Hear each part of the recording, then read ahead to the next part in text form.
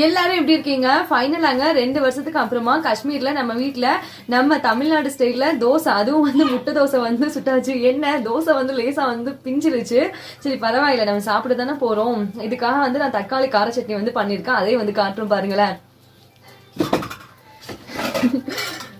நூர்ஜஹானுக்கு கொடுத்தது. ஆனா நூர்ஜஹானுக்கு வந்து அந்த பிளேவர் வந்து செட் ஆக மாட்டேங்குது. அவங்க வந்து சாப்பிடல. வடை வந்து சாப்பிட்டாங்க, ஆனா தோசை வந்து நூர்ஜஹான் வந்து சாப்பிடல.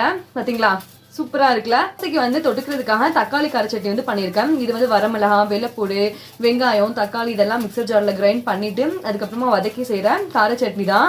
தோசைக்கு வந்து பக்காவா இருக்குங்க. தக்காளி சட்னி மட்டும் தான் தோசைக்கு வந்து தொட்டுக்கிறதுக்காக செஞ்சிருக்கேன். என்னோட ஹஸ்பண்டும் திருப்தியா வந்து சாப்பிட்டாங்க தோசை. நீங்க எல்லாரும் எப்படி இருக்கீங்க? பொங்கல் வாழ்த்துக்கள் வந்து சொல்லியிருந்தீங்க.